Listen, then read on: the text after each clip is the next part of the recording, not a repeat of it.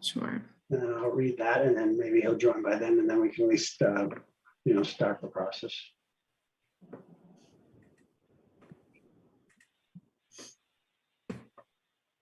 I'm sorry, I'm having difficulty finding it. I think it's okay not to read it because the public hearing is opened. Okay. But if you wanted to Well, state the so project. I'll just give us, so this is the continuation of the Mallet Lane Adult Living Community proposed 40B off of South Bolton Road, map 2C, parcel 15.1. And the applicant is proposing single-family homes on 4.7 acres of land approximately. So if that counts for reading the hearing notice that we continue to tonight at 7 p.m., then that's good. Brian just sent an email. Hold on, let me see what that says. It says Zoom's not letting him in. Yeah. Can you see him trying to get in? No, I can't. Let me forward the link to him, just in case he's. Is it the same link every meeting? No, it's not. Okay, so Here he is. Okay. Oh. You see it? Oh, good. So Brian, you there? Oh, good.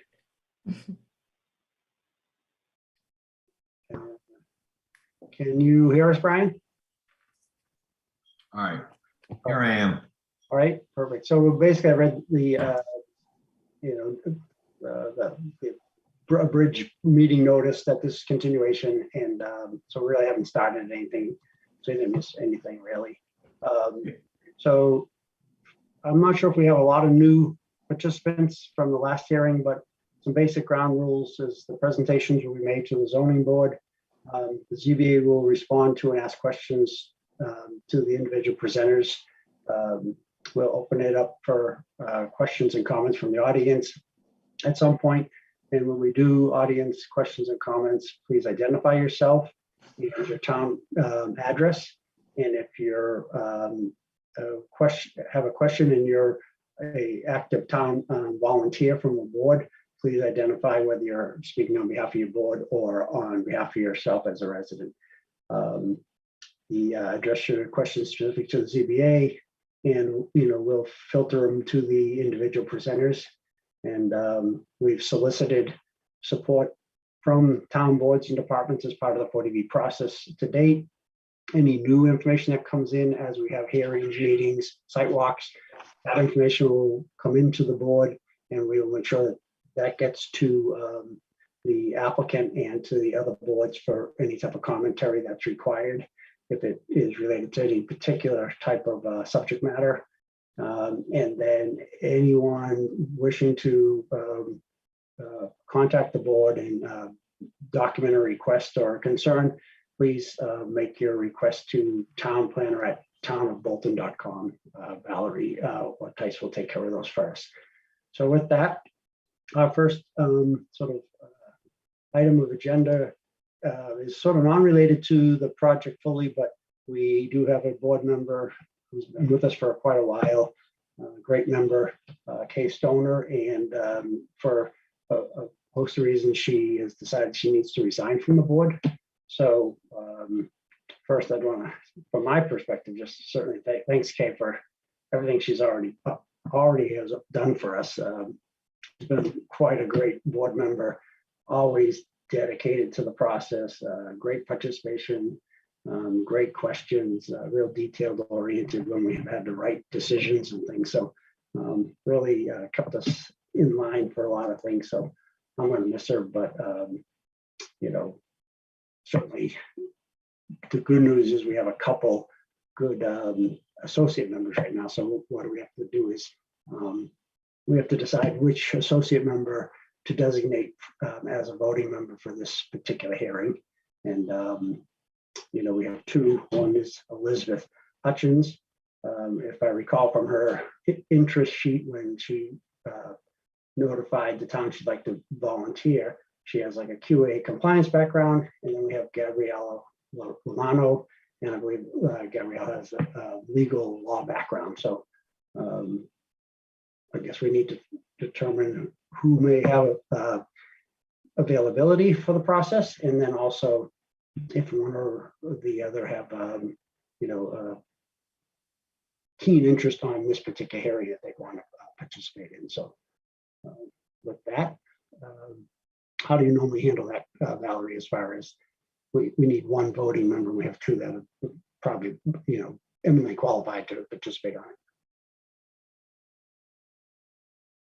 Oh, muted. I don't know. No Oh, can you hear me? Yeah, now we can. Okay. It's sometimes it can be, whomever has been on the board for longer. Sometimes it's also who might be available. So I don't know, between Gabrielle and Liz, what your schedule is looking like, right? Yeah. But yeah. Right. I know Liz has, was at the site walk and has been at the other hearing. I believe Gabrielle was at the first hearing.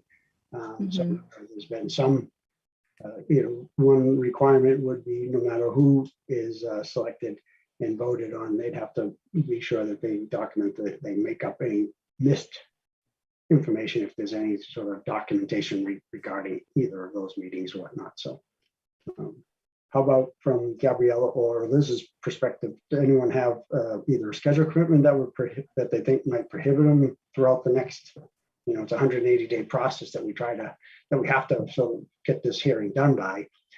Sometime has already gone off the clock, but do anyone perceive that they will have some concerns where they might not be able to be as accommodating for this hearing as another, or have a strong interest on this particular hearing? I don't have any conflicts. I am very interested in this project as I also live in a new development. So it's not exactly relevant to where I live, but going through the process, it's just of interest to me, but it's not pressure thing either way. So Okay. And how about you, Gabrielle? I also don't have any conflicts that I would see in my schedule. As you mentioned, though, or as Valerie mentioned, I think I was not able to attend the site visit. I was on the first meeting regarding this project, but I was not able to attend the site visit. So if it makes more sense for it to be Liz, just since she's been to both, that's fine with me. That makes sense. Okay. Any questions for any of the board members? Or if that works, then yeah, I'd certainly say, why don't we start with Elizabeth Hutchins as the proposed, and the board would have to vote on that, and then let's say we're going to have certainly potentially the same situation could come up with other people as things come on in life. So it's good to have the bench that we have with you there, Gabriella, and then we also potentially could have a much larger project coming down the road. It sounds like so there's going to be a lot of opportunity around this 40B process. So appreciate if you are accommodating, say, yeah, we'll have Liz start with this one, then that'd be great. I'm good with that. You, Brian? Okay. Yep. Do you need a motion? Yeah, why don't we take a motion and we can have a vote? Yeah. I would motion to accept Liz Hutchins as a voting member for this application. Okay. Second. Second by Brian. Okay. Valerie, can you do a roll call? Gerard Ahern, Yes. Brad Reed, Yes. Andy Kishitz, Yes. Ryan Holmes. Yes. Okay. So with that, We can have Kay vote on that too if you want to. I vote yes. yeah, why not? Thanks. Yeah. If anyone else has any parting words for Kay, as far as say, she's been such a great resource. So, Thank you, Kay. yeah, but Thank you very Kay, much. if you do plan Great, on thank you. staying on for the meeting, which I hope let us know, because we do have minutes to approve from the prior meetings that you were participating in. So if you think you'll be on, you can certainly vote to approve those or let Kay. Oh, yeah. Yeah. That was my plan. Okay. Since my resignation is effective tomorrow night, I figured one last night I'll show up and do my duty. Well, see, that's congratulations for being so thorough. So So we'll have, Liz will be sitting in your stead for this hearing, but you can certainly have participation. And then when we get to the minutes, if you can certainly let us know if you have any issues. Okay, great. Perfect. Okay. All right, so that's taken care of. So the next item of agenda would be an overview or discussion of the site walk.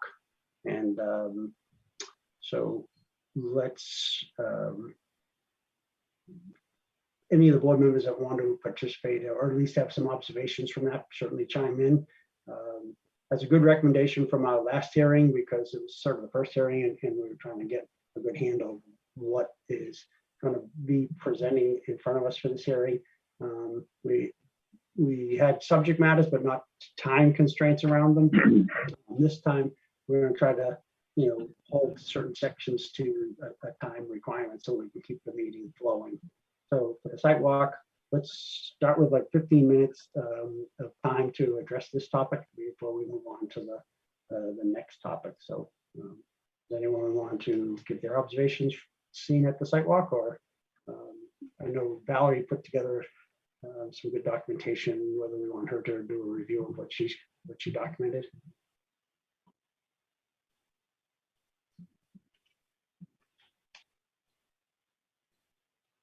You want to pull that up, Valerie? And then as we see what you sort of encapsulated, if any of the members have any other observations that aren't on there, we can add those to the list. Sure, and you're referring to the memo? Yeah, I think you put a memo together on the sidewalk. Okay. I think there might only be a few comments on there from the site walk itself. We can walk through there. I always have too many windows open. I'm sorry. From my perspective, I want to thank at least Jim Moore and the gentleman that he had with him for making it available and doing some advanced work to make it walkable, to have some very well marked out for a site walk, to have someone at the front entrance to help with the safety, because it is, as we saw there, as we were down by the front, a lot of cars come around those corners fairly fast, and it was nice to have someone helping out to slow down the traffic and keep the members and the town residents that were there safe. So I appreciate those scheduling and advance items that took place. I know from my perspective, things that it was good to see with the sloping and the grading issues or potential issues, or the retaining wall location and the scope of that, the layouts and proximity of the different infrastructure that's going to be on the site. For me, I was a little concerned with the two upfront homes that are, as you come onto the site, that we saw sort of last as we walked down the site. For me, it just seems so dramatic to the two abutters that are going to have to, have those properties almost right on top of them. But the water supply and the DEP documentation to see whether it's a water individual wells versus what other option, what's going to be the best, and then parking and the drainage. So those are the things that sort of I just recall from the hour or so that we spent there, but certainly Valerie had some ideas or some information in her notes too. So I think there are only a few different points in this memo that really go over kind of a few things that I heard at the site visit, but I can scroll down to some of them. So one of them here is just noting that we received the detail for the Ready Rock wall. And then the applicant included further detail for that after the site visit. So we have even more to be able to provide to a peer reviewer. I did note that we should, we might want to clarify whether this is the same wall that is shown on the plans, or if this is a separate, a separate design. It did look a little different, so I wanted to know how it might fit into what we've already seen. And then we also, another resident was noting that a guardrail could be proposed along the northeastern side of Mallard Lane, right where the road is kind of going in parallel with the retaining wall at the wetlands. And then, we had, as you mentioned, Gerard, we have a few different comments about the parking areas. I've heard, some folks are thinking that there should be overflow parking. Some people are thinking that maybe there shouldn't be overflow. So I just had a few comments about if we are going to have overflow parking, might want to consider landscaping around that area. Yet also from what we know of age-restricted developments, they don't create as much traffic as a subdivision of the same size, and so we might be simply creating excess parking and continuing, car dependency in our community. Okay. Again, we did talk a lot about the cut and fill on site in different areas of the plan. So again, we'll want to, when in the areas where the elevation was going to change considerably, we'll want to know a little bit more about the quantity of material trucked in versus what is leaving the site, and then more about those like truck turn routes. I think that may be about all that I had noted. I did reach out to the fire chief just to get confirmation around whether or not the cul-de-sac center could be landscaped. So I'll hear more about that soon, hopefully. And then lastly, just another comment that we got from abutters was again around parking and ensuring that construction parking is within the site and not on South Bolton Road itself, and that there's no tracking onto the road. Right, because I remember as far as like you talk about the sloping, I know there were some commentary. Again, there were multiple sidebars throughout the process, but I don't know, one gentleman, I think it was Mr. Brzezinski, but I could be wrong, talked about the flow of the water coming down the property all the way in front to be trucked back up.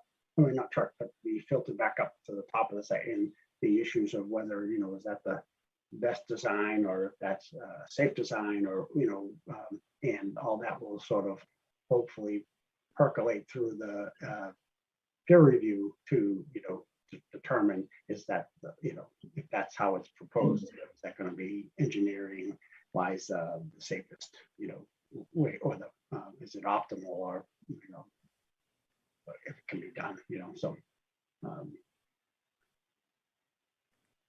it was good to have the abutters there, I believe, and the residents, because I think they gave some valid perspectives, that because they're there and they know the property, so it's just for the applicant to allow them on and for their participation.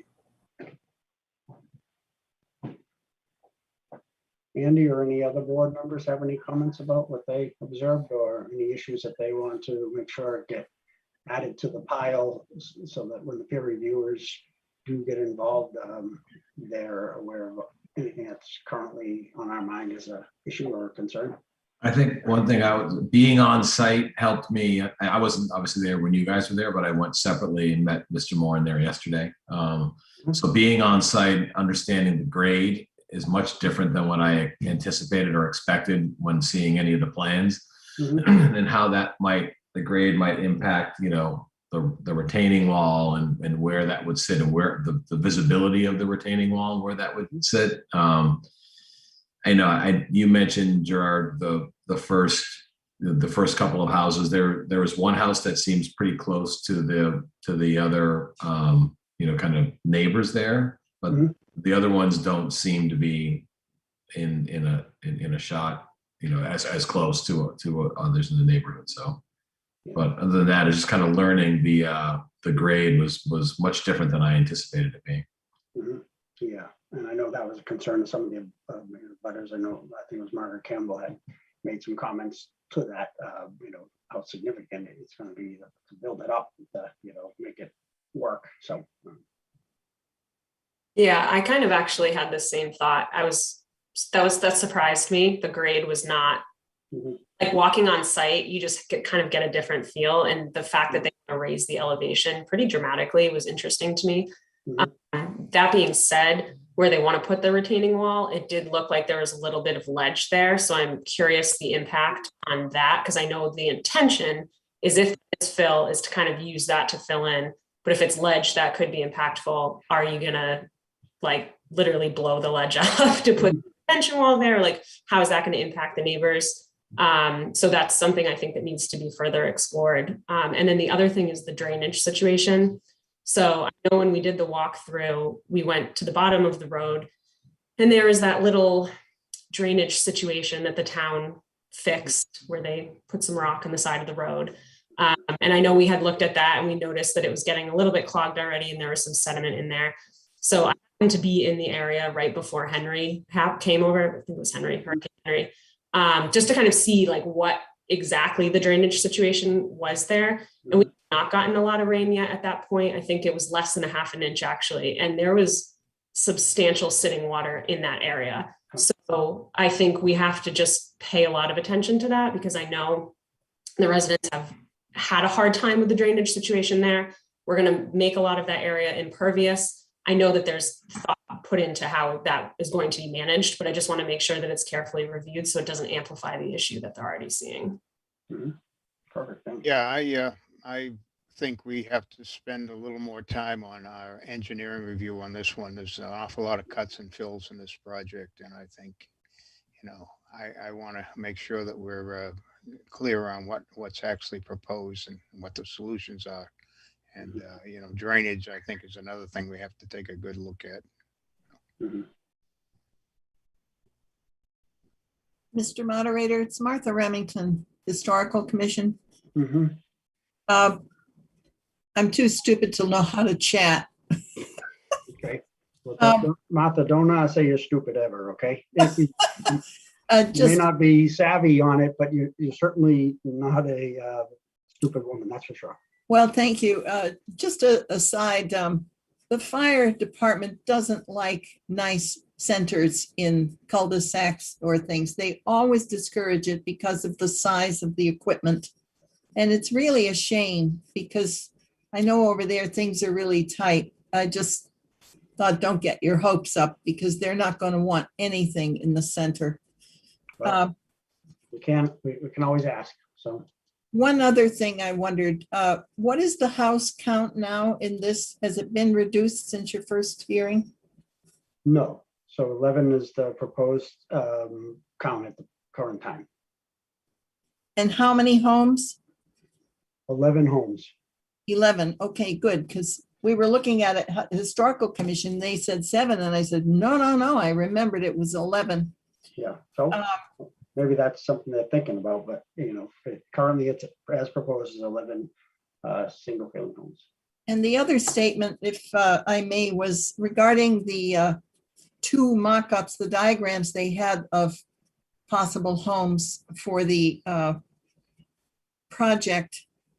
You look at South Bolton Road and there's a nice history there of capes and smaller size, lovely homes. And the mock-ups were nice, but they certainly didn't seem to have any historic look. Mhm. And I just wanted to make a plea to, there are a lot of nice ways that you can have historic homes. And lots of times older people remember homes that weren't, the style that we have today. Right. I just wanted to hope that people wouldn't disregard that. I mean, it doesn't have to look like every other Right. project, and certainly not necessarily Century Mill. Okay, thank you. Yep. Right. So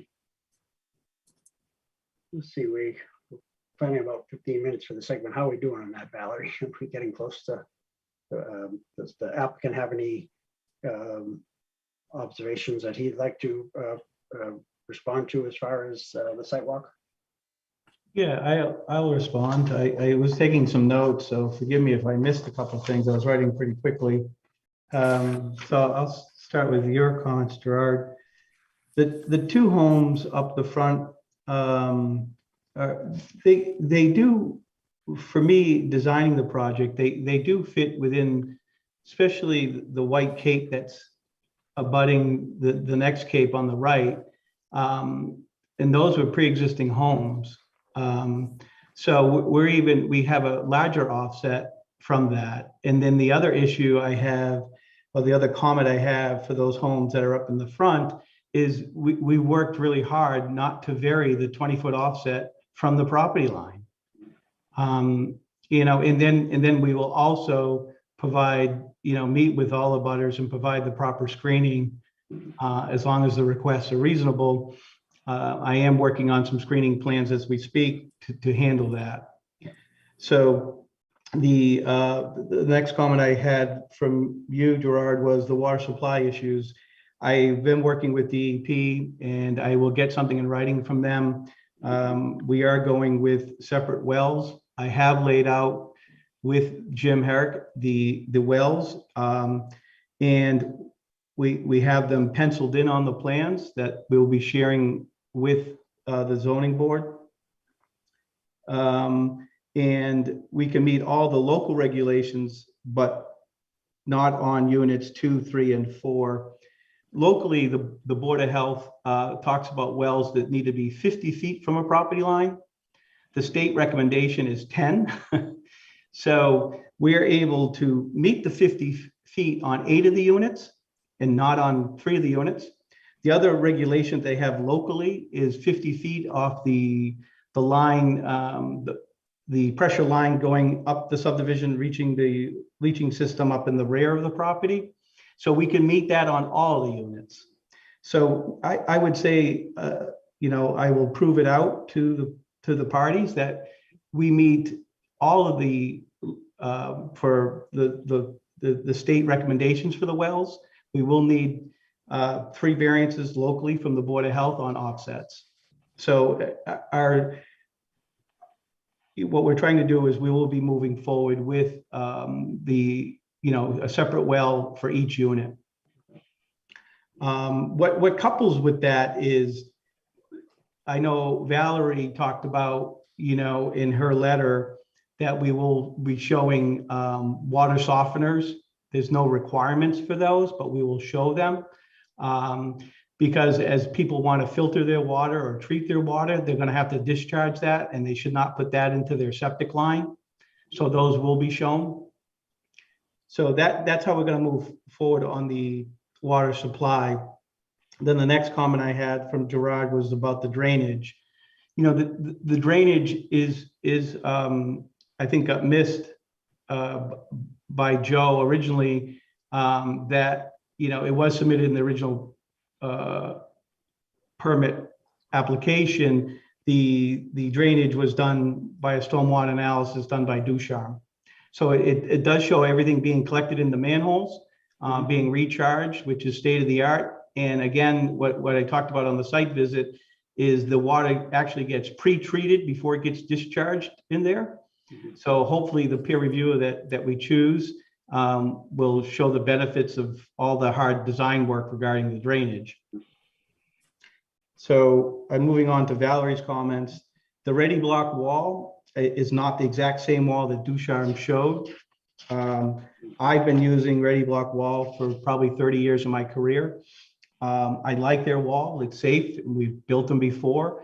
The thing I like about the ready block walls, I usually use Carroll Concrete. They're prefabbed and they handle the design and engineering of them. So that also to get into the guardrail aspect along the wetland area, that will all be designed by Ready Block. If they think a guardrail is required, they'll put a certain block in there that will hold, by engineering, hold the car back from going over the edge. So that will all be done by the wall people, if I could say it that way. Okay. Parking and landscaping, the reason why that came about was in order to have the mailboxes we're not allowed, it's a postal requirement. We're not allowed to put the mailbox on individual units. That's not overflow parking. That's parking so the people who live in the units can safely get off the road and get their mail, then get back in their car and go to their unit. It was one thing that, as we set out to build a safe, friendly neighborhood, that we really thought that there should be some type of pull-off spot.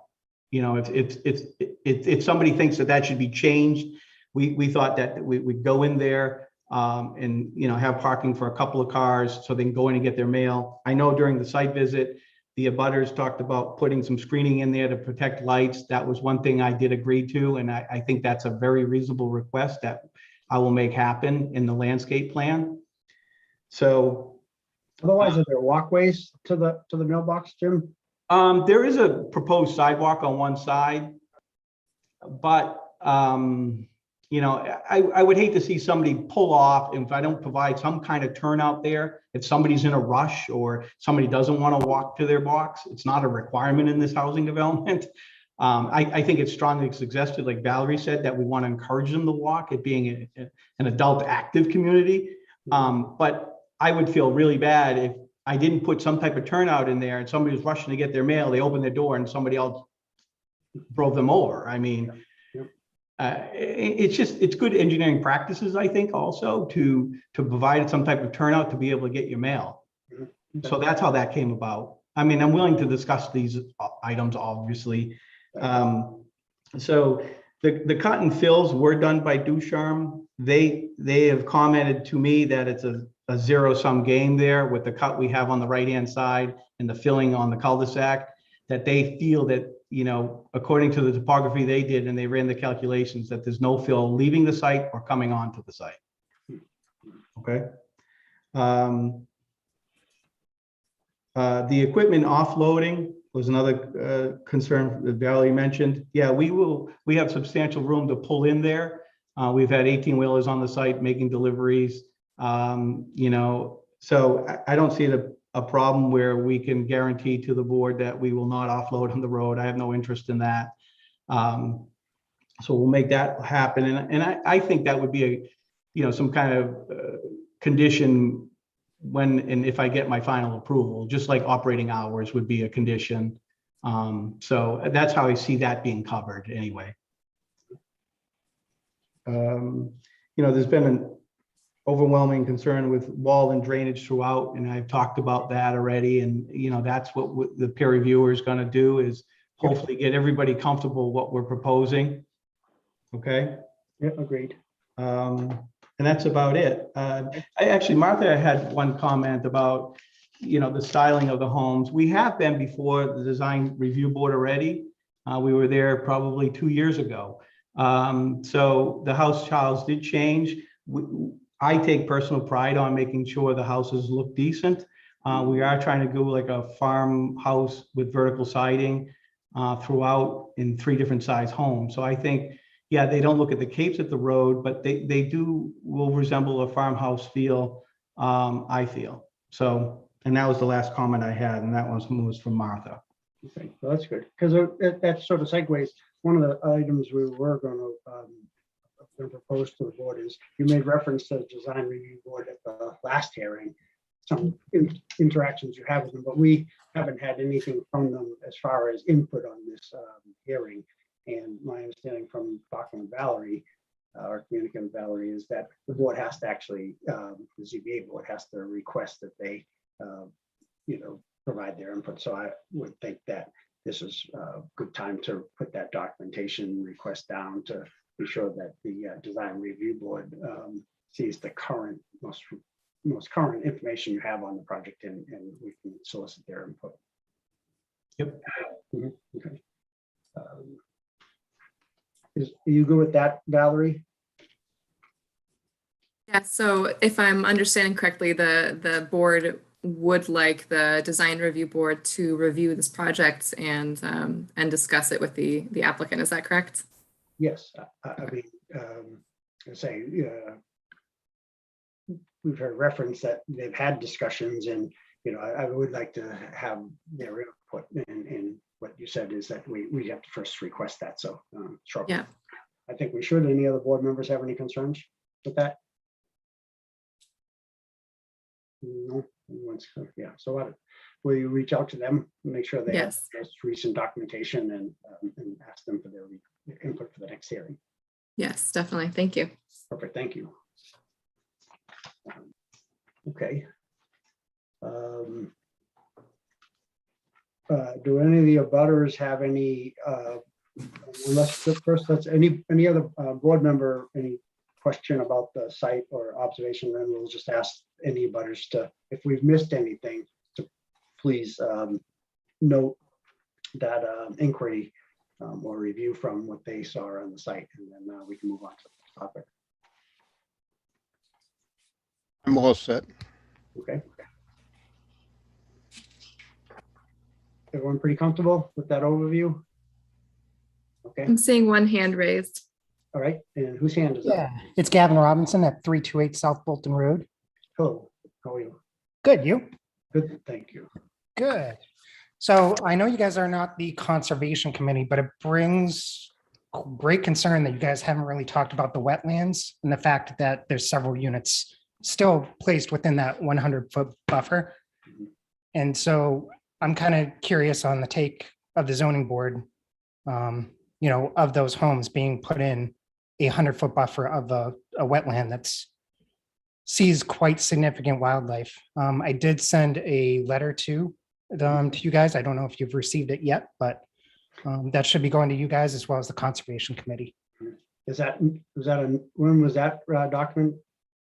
Sent out Friday, so probably with the long weekend, it's probably coming in. I would think maybe tomorrow yeah. then, if you haven't received it. No, It is in the packet for the board. I don't know, but I don't know that they even got a chance to review it. I just uploaded Okay. it today, so. Oh, okay, yeah. Yeah, I hear the discussion about the guardrail and all that, but no one's actually talked about the, you know, the concern about a wetland and the numerous units going in within the 100-foot buffer.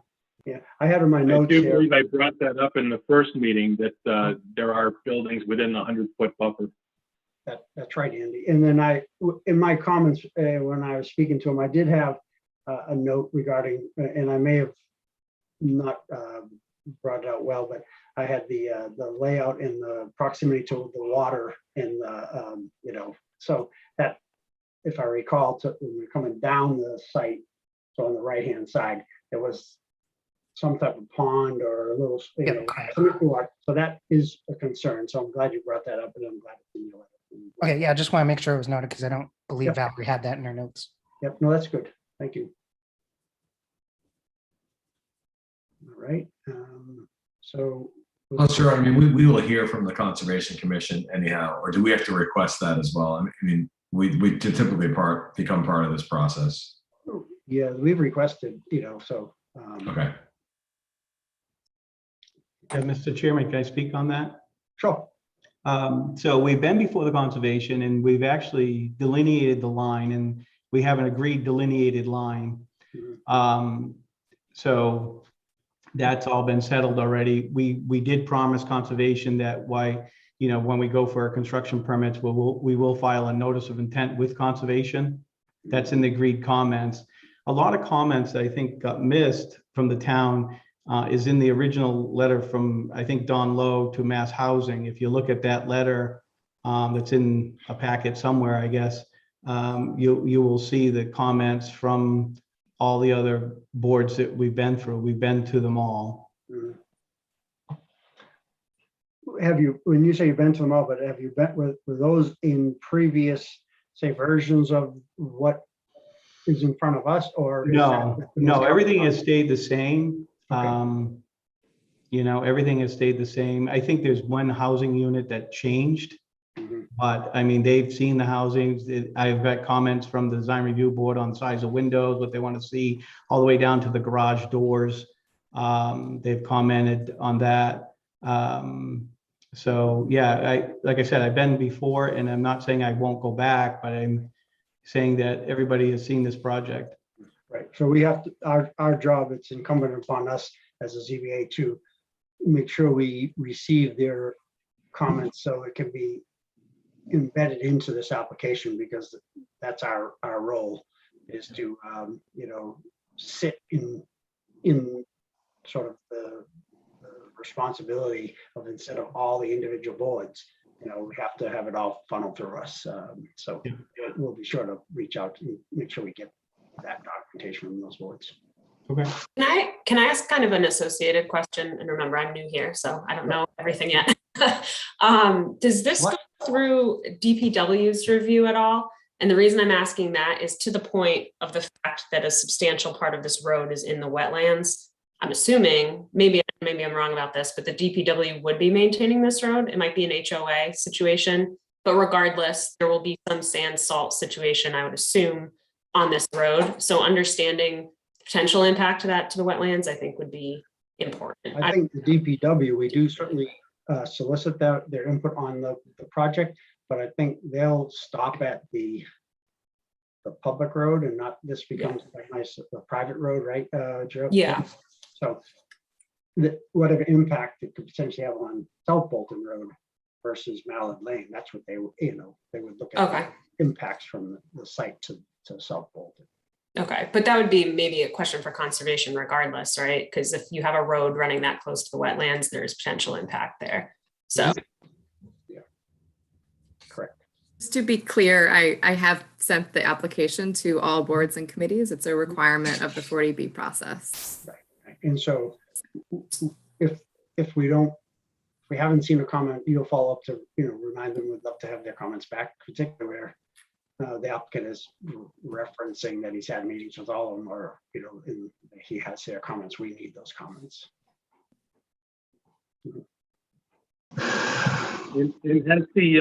Has the Conservation Commission commented on the fact that there are buildings within the 100-foot wetland buffer?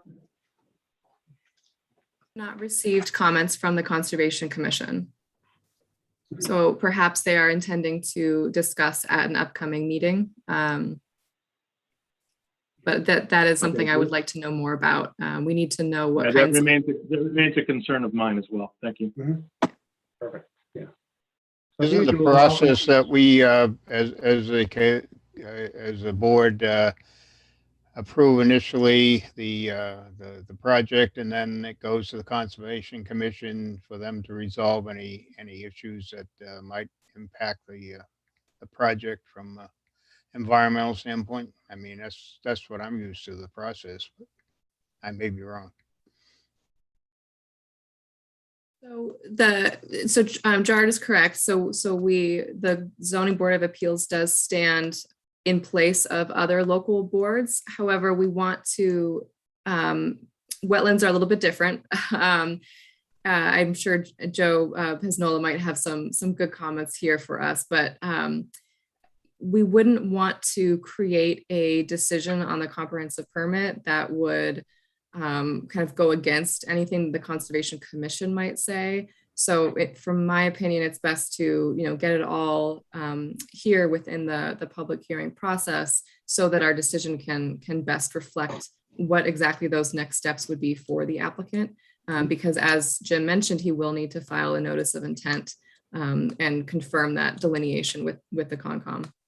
Yeah, the problem we have with the state has much less stringent regulations environmentally than the town does, and they don't care what the town has, quite frankly, in the approval process. And at this point, I think we're stuck with the state regs unless some real good reason can be presented for doing otherwise. But so we also need their input so that as we go to the design, as we go to the peer reviewer, they have all the potential issues that we want them to vet as they look at the site. So it may not resolve everything, but at least it'll get all these items in the open. Joe, do you have a comment on that? Yes, Mr. Chairman. Again, Joe Pesnola, Mass Housing Partnership advisor to the board. It's important to note that there is a local wetlands bylaw in Bolton and a local wetlands regulation in that accompanies that. And in the board's role as kind of the all-encompassing comprehensive permit issuing authority, your in the shoes of the Conservation Commission at this juncture.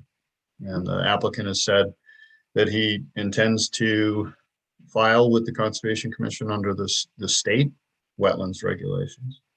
But he's here now under the local regulations before your board to look at that. And while the requirements for approval are different, and they can ask for waivers from particulars within those regulations, there's still a process that needs to go. So I don't think the board necessarily can just rest that it'll be handled later.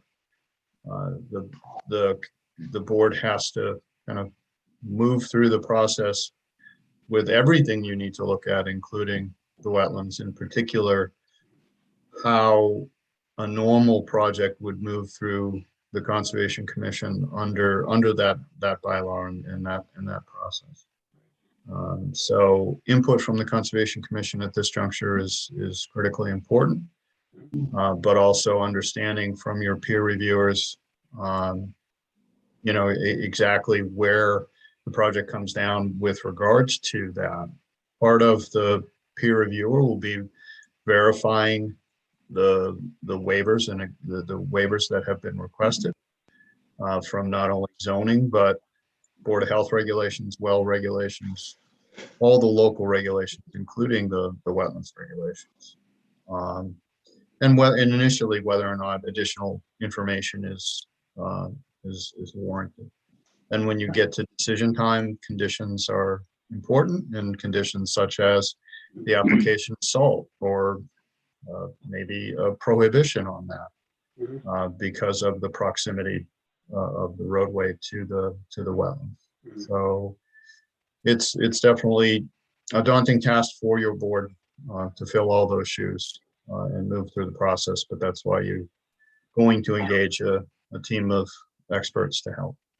Right. And that's a good point that, often we do solicit information, and from the information from the boards or committees is recommended conditions, so that, the waivers are one thing, but conditions into the decision are also important. So can't underestimate what comes from the different boards on recommendations for conditions as well.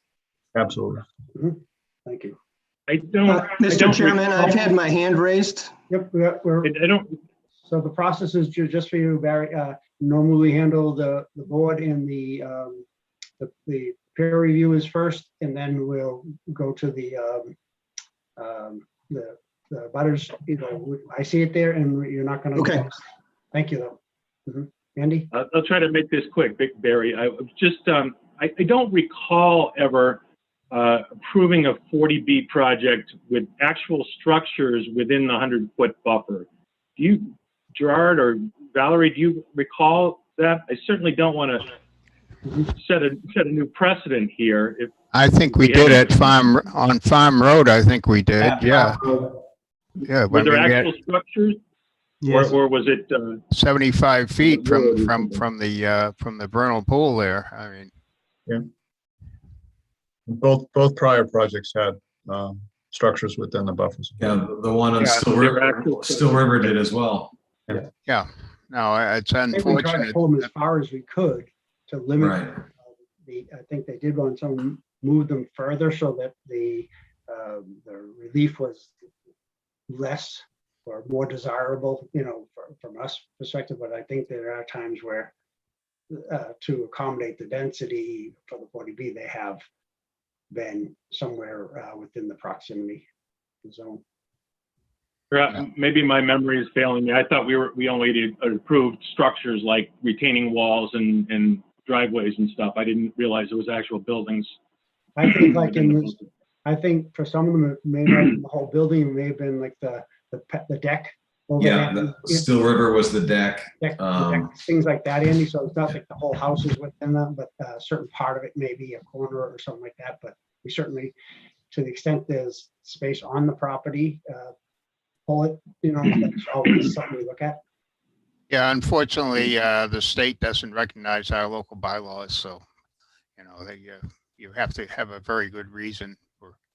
Oh, right, but it's a negotiated process, so to the extent we can accommodate the local bylaws without having to, sometimes it works that way. So, we'll certainly keep our eyes on those things as well. And we also mentioned, I think Brian mentioned Still River, but wasn't that formally a decline? Well, it was initially a decline, but then it was then it was settled and Right. we actually came to an amended decision. So it was an accepted decision at that point. And that settlement did not resolve the 100-foot buffer, unfortunately. So. Okay, thanks. Okay, so let's go to Barry. Was it Brzezinski? Brzezinski. Okay, you identify yourself and your address, and then. Yes, my name is Barry Brzezinski. I'm a direct abutter. I live at 348 South Bolton Road with my wife, Gwen. I'm going to be short and sweet. I'm interested in architectural design, so I'm very happy that you've directed Valerie to request a comment from the Bolton Design Review Board. However, I've said before that neither the site plans show a footprint of various sizes, but the architectural drawings do not match that. So if you're asking for design review comments, the design review board is going to, what are they going to comment on when we don't have, a coordinating drawings between the site plan and the architectural plans. So I'm not quite sure what they are going to, they're going to have their hands tied because there's no match there. So I'm just raising that point. Thank you. Thank you, Mr. Chairman. Thank you, Barry. And then Stephen Taylor. You're on mute or? To go. Hi, this is Kathleen Andrews. I reside at 368 South Bolton Road with Stephen Taylor. Hello, Kathleen. Hi there. And I was at the site visit. And I have actually corresponded with Rebecca Longval of the Conservation Committee, and she said she is aware of the wetlands, but it has not formally come before her for review. So I reached out to her. I wanted to share that correspondence. I also, from the last meeting, there were a number of different takeaways, and one of which that Barry just raised about the architectural plans, and Mr. Moran had said they'd be available by the next meeting. So I have a list of items. I think there were 12 items that Joe Pesnola raised, and among other items, and I'm happy to share that list. But I'm wondering where the action items are being kept and who's following up on those.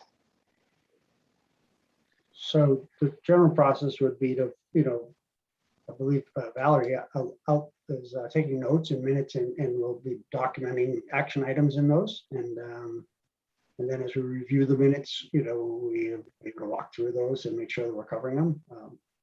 Valerie, you want to have some input on that? Yeah, I just wanted to clarify that I believe that right now in our discussion tonight, we are asking abutters for comments based off of that site visit.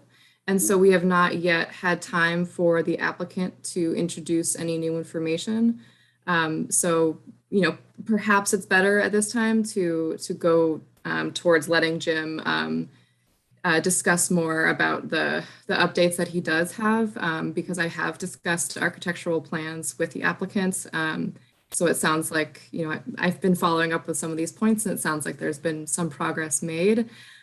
So perhaps we should, Gerard, if you want to do a peer review selection first, but it seems like some of the better comments are more toward general project concerns rather than comments on the site walk. Okay, so do you think it's better to do the peer review now, or do you want to have Jim update the applicant, Mr. Moran, update any presentation he wants to do? Or you think one will feed into the other better? Whichever one you want to do. I definitely think that we should make sure that we have good time to select that peer reviewer. I think that it's clear that it's going to be very important to have that feedback ahead of our next meeting. Okay.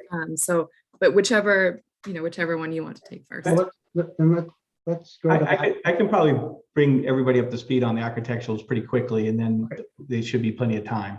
All right, so let's do that, and then we'll do the peer review discussion. So as people have seen in my original application, I'm using the home designers. So I have 2 of the units completely selected. I have all 3 units completely selected that will fit in the boxes that are shown on the original plan. I will put the exact footprints in, me and Jim will put the exact footprints on the AutoCAD.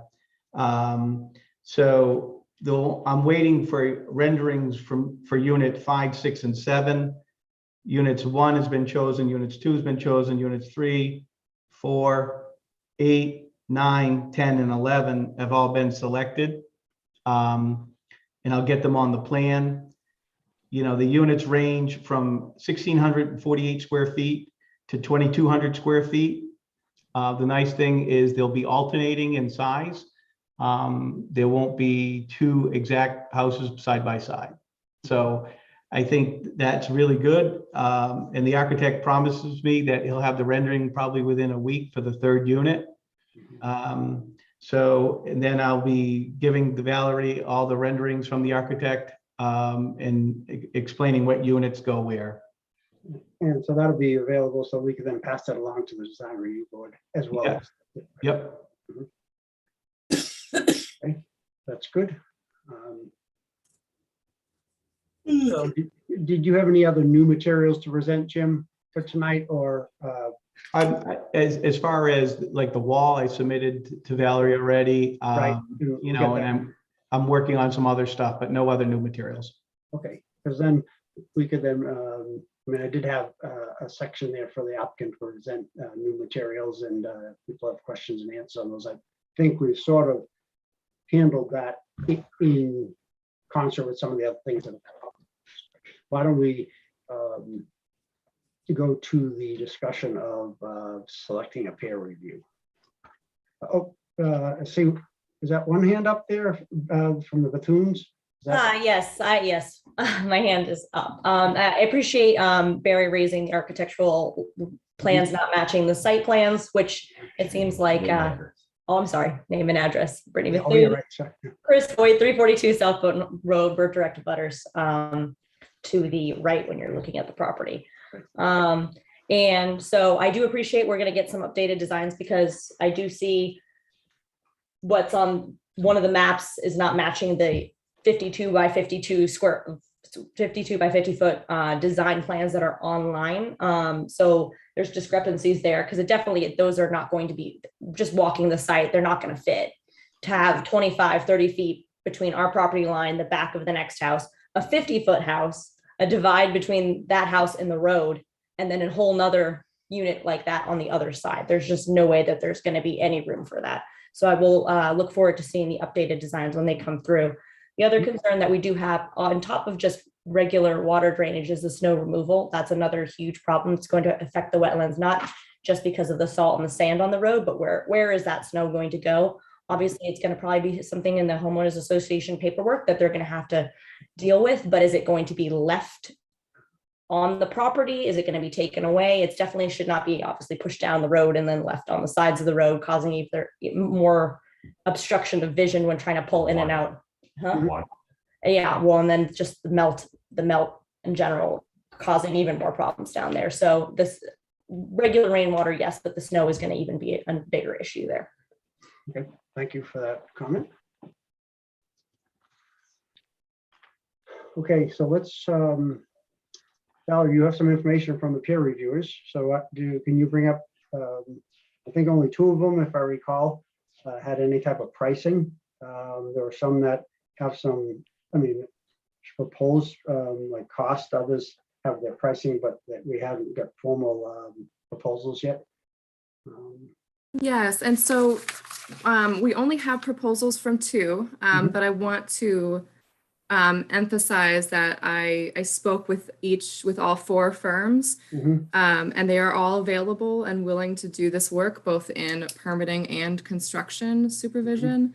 And one comment I heard from at least the 2 that did not submit any further information is that they felt that this project is going to change considerably, and they did not feel comfortable providing an estimate for a first review letter, knowing that there likely is going to be a second large review letter coming in because the plans have not been updated to show the individual water, individual wells and the setbacks from utilities. So, you know, I think I don't want the, you know, two firms not having provided that extra information to somehow reflect negatively on them. I did kind of give them that assurance that I understood that this project appeared to them as unique because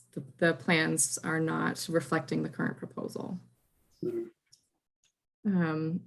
So I'll share the screen.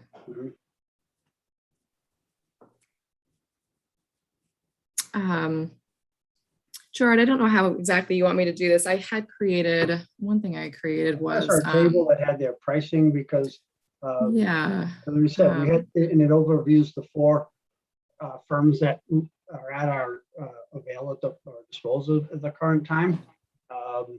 So we had the Haley Ward, Wesley Witten, the Judith Nitch engineering firm, and then Places Associates. I've had, at least from the ZBA perspective, we've used Horsley Witten and we've used Niche Engineering. This Haley Ward entity and Places, I don't recall the ZBA using, but I believe maybe the planning board has used Places, or maybe they've used Haley Ward. I know one of them I think I saw.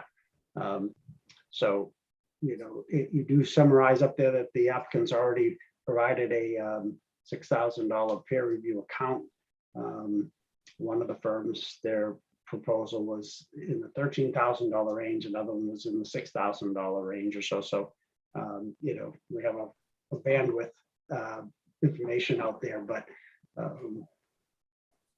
you know, the only caveat I know that I'd like to say, you know, whatever peer review is done as this project, if anything changes materially, from what's currently out there, then yes, we have to work with the applicant on, you know, if additional things need to be looked at, we have to negotiate or work with them to provide additional funds to the extent they are necessary.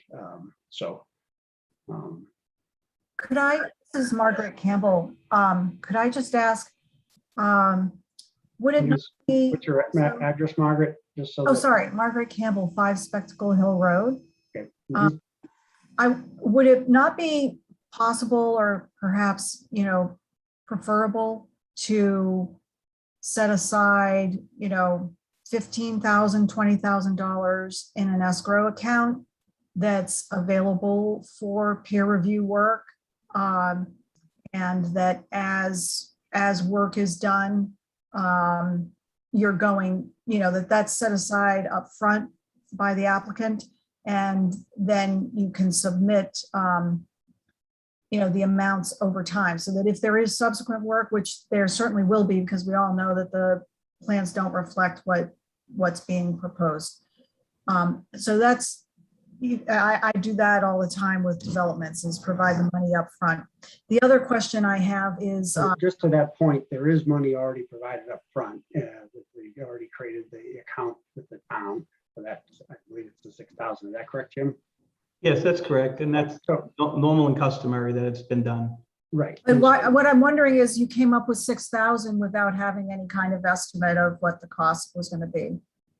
So I'm happy. I do want the board to have time to discuss these, you know, what they heard back from the peer review consultants. I'm happy to chat about the town's process here, but essentially part of the ZBA's fee for applying for a comprehensive permit includes this initial $6,000 up front. It's my responsibility as we go through permitting and construction to make sure that that account stays in the positive and is continually replenished until the end of the project. So throughout permitting and construction, I will continue to ask for additional funds to be there. Okay, so just because it was set at 6,000 and you're getting an estimate at 13,000 doesn't mean that that estimate is way out of the ballpark. That's correct. 6,000 is the same we ask, you know, no matter the size of the project, right? Right. Okay. Yeah. And And the only, from a historical perspective on that is that we have to just be cognizant that it is a fee being paid by the applicant, and because it is in support of a affordable housing project, that we can't, be unreasonable in the fees we have to try to have the applicant pay, so that, and that could be an issue, but that's where we'll have our advocate, Joe Pisnola, will also help us guide us as the board on, the reasonable level of fees that potentially we have to get back from the, or have the applicant, pay to the town for those. I have a question, Mr. Chairman. Is it unreasonable to delay this decision until we have all the information in, or is that something we should, choose a firm now? I mean, I'm not comfortable, I guess is what I'm saying, with if we're going to have a major revision to this project, which it sounds like we're going to, then why should we choose one now? I guess. Because we have, we need to have, we don't know that there'll be a major revision in that. I mean, we do know that some individual wells, we need the documentation around that, but whether it be density or some of the other issues, we do have an application in front of us that has a certain level of details that I think the peer reviewers have to start somewhere.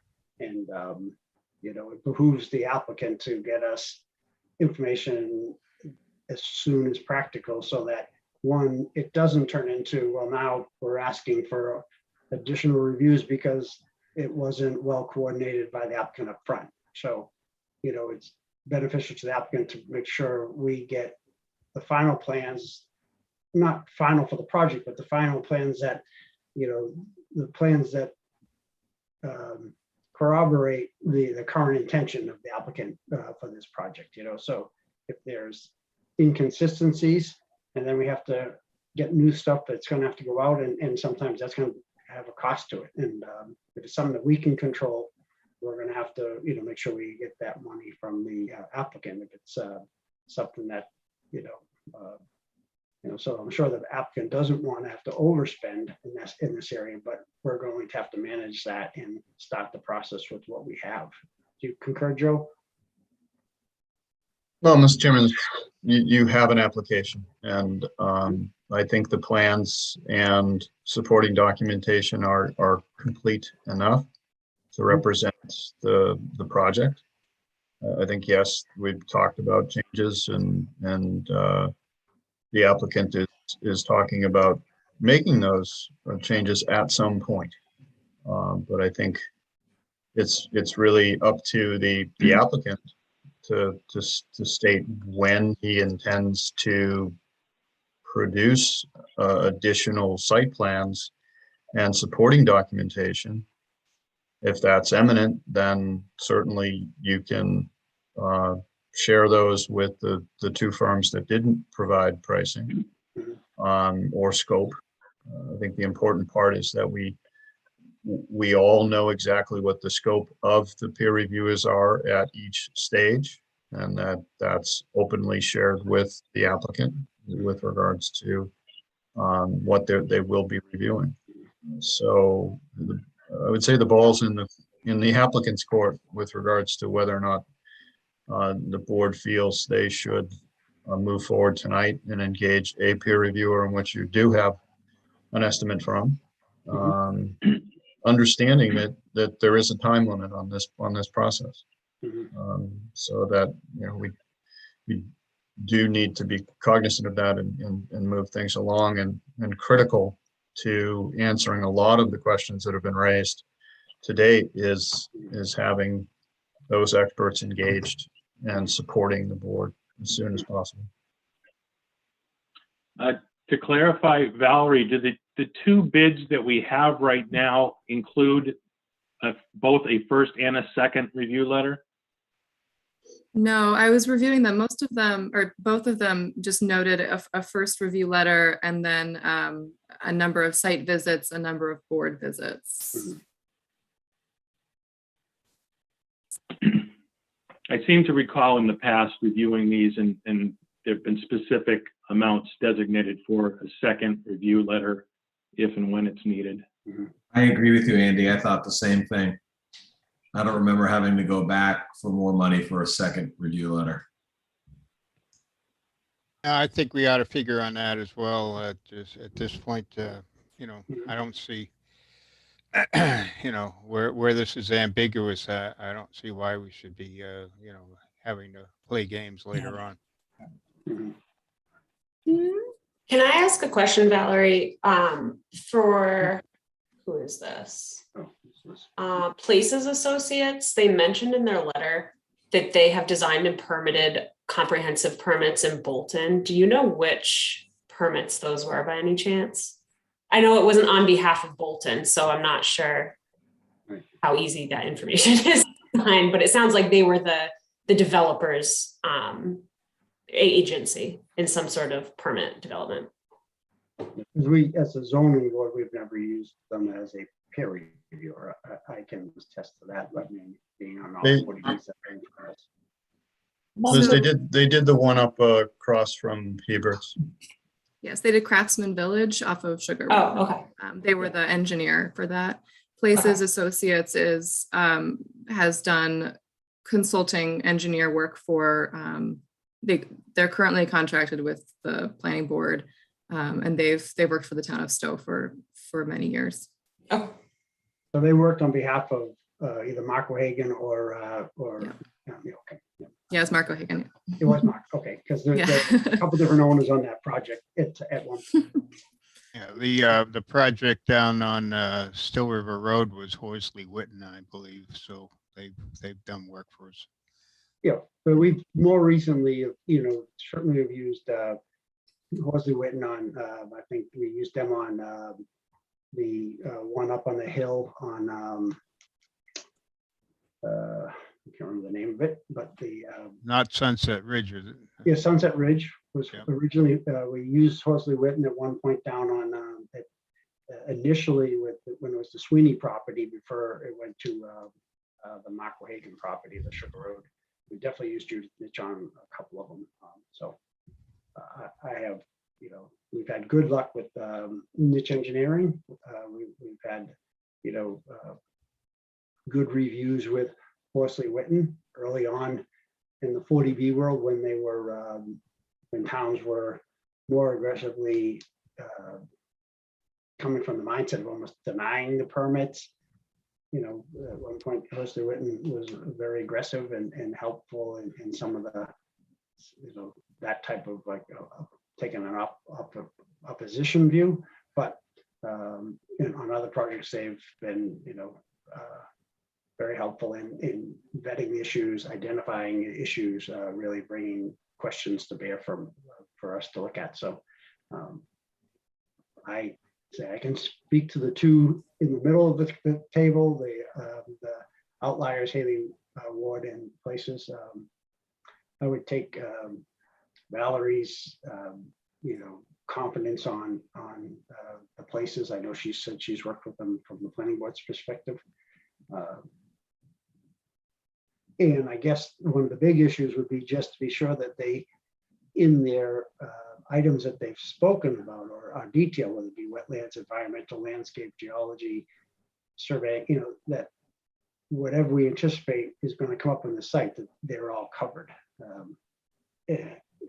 reasonably, that they all can do the work, and then you know, if it makes sense, we can, you know, try to approve one.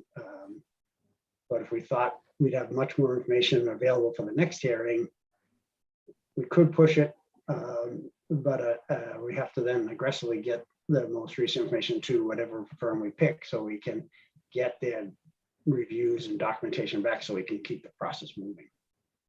It's Gavin Robinson from 328 South Bolton Road.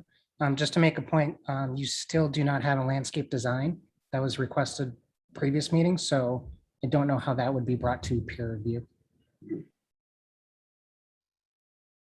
Okay. So Is there a way to request that or Have requested that. put a timeline on it? Yeah, I also, Barry Bashinsky, 348. I've asked for a landscape plan myself, so. Okay, so Jim, do you have an idea of when that a landscape plan would be presented? Yeah, Available? if I could just talk about the peer review Mhm. choices that the board has before it. I mean, if you look at, Horsley and Witten, they put a great proposal together. And what I'm struggling with as an applicant is I really need the peer reviewer on board so I can do the right information and not continue to do a bunch of different things. And without any kind of expert comments on what potential issues are on the subdivision, on the project, that, I think it's important for me as an applicant that, somebody like Horsley and Witten that the board feels comfortable with, has used in the past, put a really good proposal together. They went through it, they've looked at it. If we could make a choice for them tonight, I would support that because they had a nicely written proposal and they've done work for you in the past. That will help me get my documents together as soon as we can get them started. So I know what the issues from the peer review are going to be. So that's, I think a landscape plan, I can get something together by the next meeting. But I, as an applicant, I really request that we use somebody like Horsley and Witten because they appear to me, I don't know them at all, but they appear to me to be doing the right thing. They've worked for the town before. Valerie's asked them for a proposal. They spent the time and they did it. They read through it. They were pretty precise about what the work they were gonna do for the board. And I think that helps move it along. So I really think that. But the answer to the question about the landscape plan, it'll be ready by the next meeting. What's the date of that? We haven't said it yet. We haven't said it yet. So that'll be one of the items we'll do, shortly, but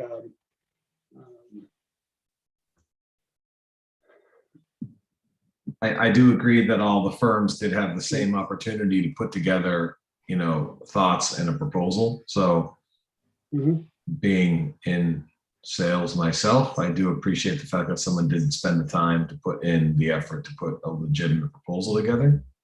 And we have worked with them in the past. So we are familiar with the team over there.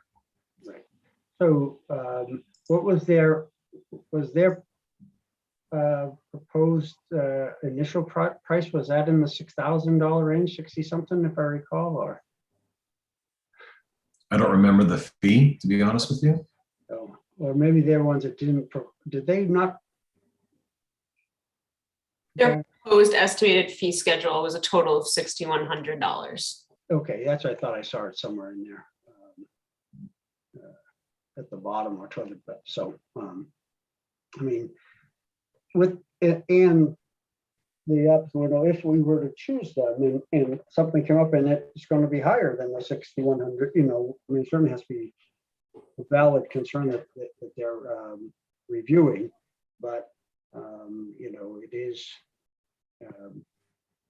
it is something that's within the framework of what we currently have for a retainer, but it could grow as we get more information about the project.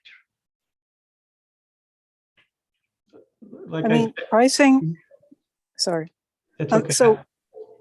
So pricing aside, I think our experience with Horsley Witten in the past, one thing that I recall them taking a particular look at is the water issues. So I think for this project, even though I'm not going to be around to see see it finalized, Horsley Witten does take a special look at water situations and wetlands. So I think you could do worse than picking them. That's thank you. I love your commentary, certainly, and very valuable. But we can do worse. Yeah, that's not the highest praise, but no, but they were good. Yeah, I agree. They're very technical, and so that's a good point. There have been a lot of questions about the water, and, whether it be runoff, how it's going to be treated, all that's in. So yes, they can certainly really kick the tires on that aspect, which is a good thing to know. They also identified in their letter specifically that the project manager is a professional engineer, which doesn't always happen with engineering firms. You'll occasionally get a project manager that's not a PE. So I think that's actually a good thing that they specifically identified that. And the individual that they've said that they would put on this project is focused in stormwater management and water resource protection. So. And because I don't have it in front of me, do you have who that person is? Liz, can you see it from where you're looking at? I just scrolled. Janet Bernardo. Oh, yeah, we've had her on. Yeah, That's who we worked with before. Yeah, so she's And they, put her on. on Still River, they also brought in Amy Ball, who's a wetland scientist. So they teamed on that one. Yeah, who they specifically identified here as well, that she would support Janet. Right. So given that information and sort of, it'd be nice, I mean, as I say, we had some other reviewers there. Is there a consensus that maybe we consider going with Horsley Witten to get the process started, knowing that $6,100 isn't necessarily a fixed cost if issues continue to arise that they have to look at? I was comfortable with their work down at Still River. I certainly think they did a thorough review of that situation. So I have no problem with supporting them as a peer review group. Okay. Neither do I. I'd be happy with them. And Joe, you would help us. I feel comfortable with Horsley Witten as well. Okay. And I think it's important to get this process moving, both for the developer and for the town, so we can understand all of the aspects and get good feedback and guidance from our peer review people. Right. And we can always go back with to Joe Pesnola to help us if things arise where that number 6,100 isn't the right number, and if we need more, and how we then go back with the applicant and get that done. Certainly. Okay, perfect. So with that in mind, do we have a motion to accept the current proposal from Horsley Witten? I would make a recommendation that we support the proposal from Horsley Witten on this particular project. Second. All right, Valerie, you want to do a roll call on that?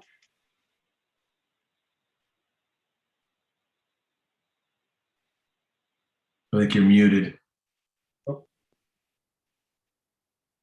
Is that me being muted or is that Valerie muted? No, Valerie. Can you hear me now? Yes. Yes. Okay.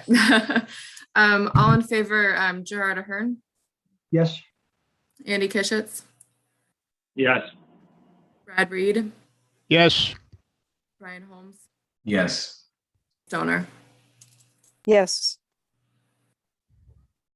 Thank you. Should our other member be voting?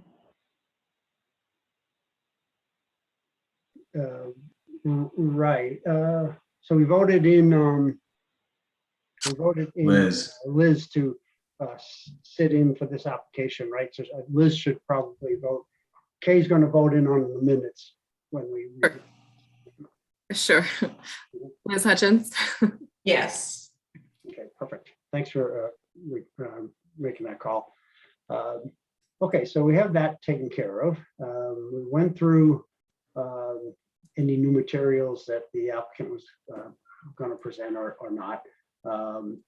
So how about any new correspondence, Valerie, that you received from either butters that is available that you want to discuss? If there isn't any, we can skip ahead to looking at our calendars and scheduling the next hearing date.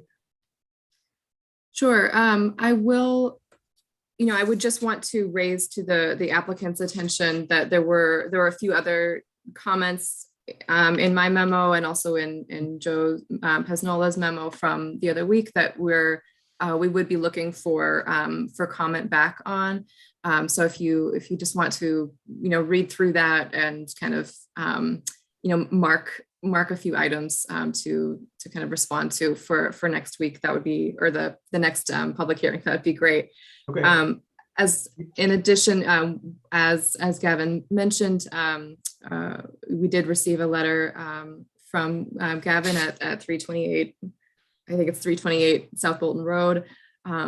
So we can, Gerard, would you like to take a look at that letter now, or would you like to have the board read it between public hearings? Well, if you could just bring it up and we can skim it. I mean, we can certainly pay a little more attention to it for the next hearing, but we are getting, it's almost 8:30. We did want to try to get to our scheduling hearing, and then we also have some administration and taking some good feedback from the board after last hearing is like, we do like to get to a defined cutoff no later than 9. So I'd like to keep that. Doesn't mean we have to stay till 9, but I'd like to at least get a quick review.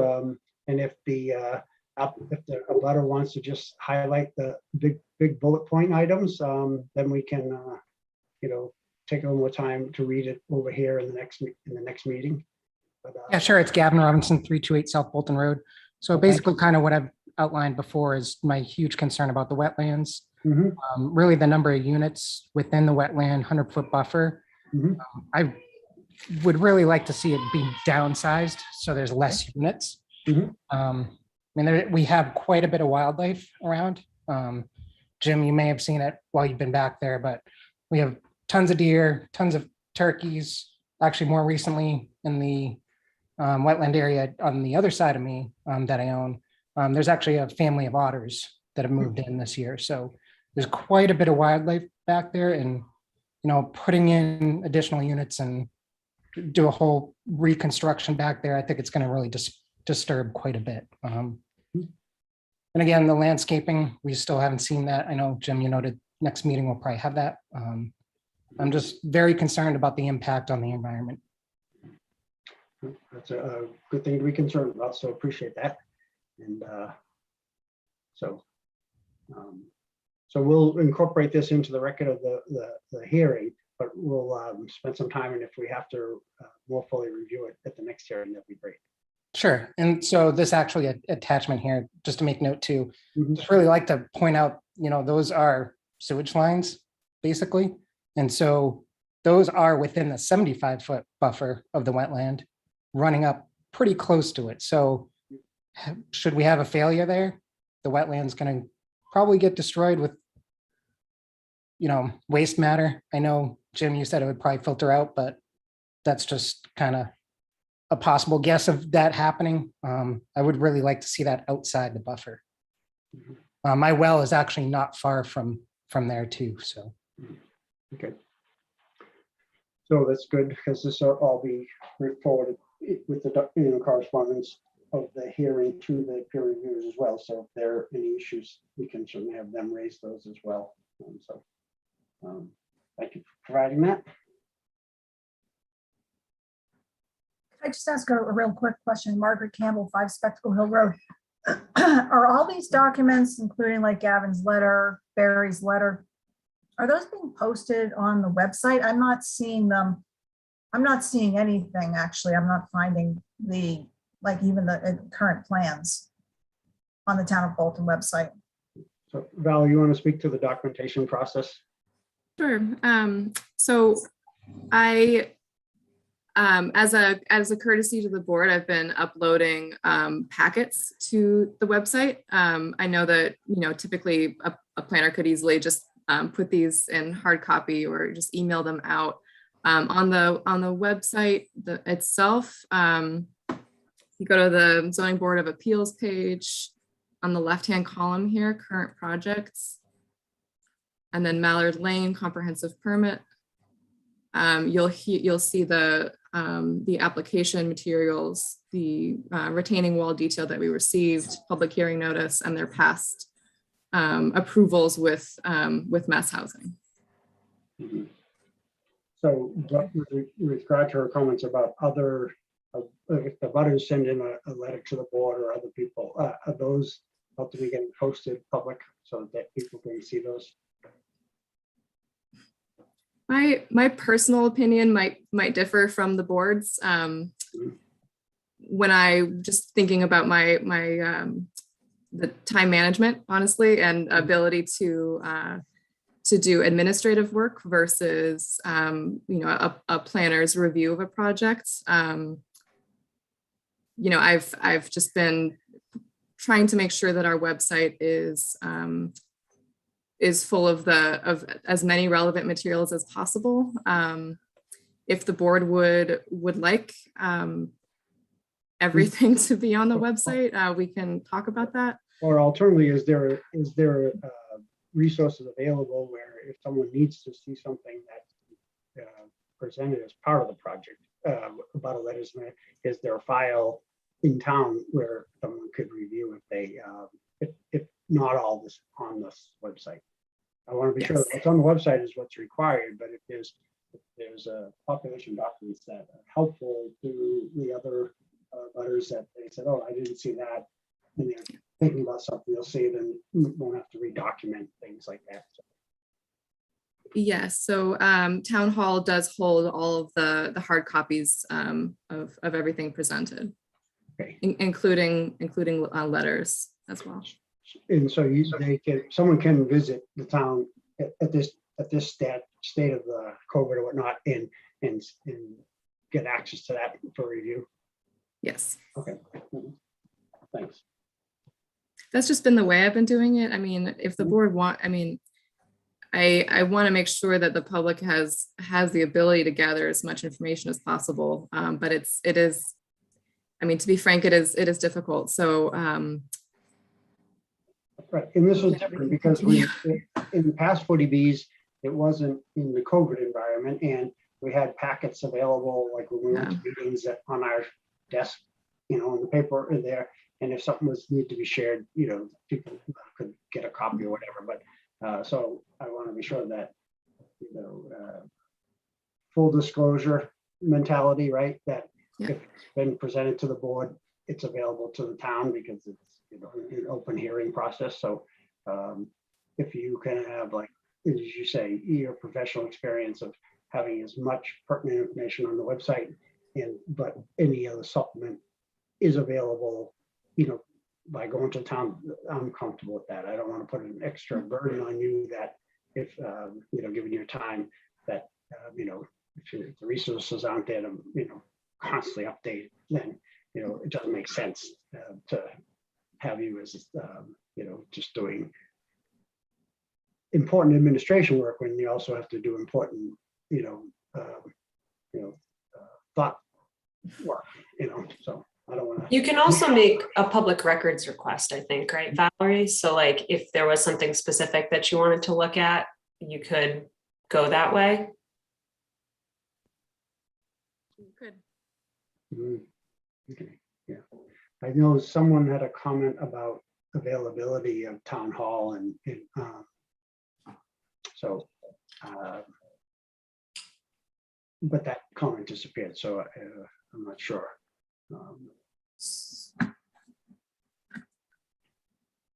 So I just want to point out that I think we're talking about two letters. Mm-hmm.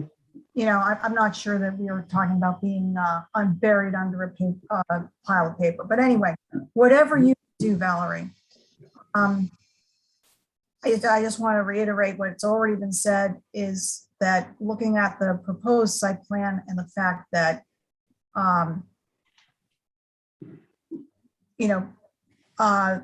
the room available and what's being shown, and especially if we're putting in a wall and or other landscaping, it's really hard if you live next to this project to assess what's really going to happen to you, what the impact on you is based on the information we've been provided. So you've decided to go ahead and get someone to review, and that's fine. But I think you can't expect folks to come back with full and complete comments based on the information we've been given.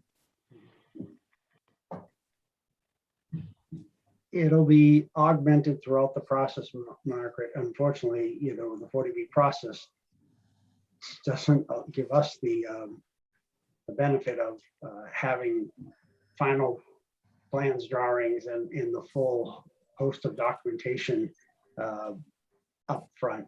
As Joe Pesnola mentioned, they file an application. Have they met the minimum requirements to have the application accepted, and then we go from there. Yeah, it's an awkward process, but it's the process in front of us.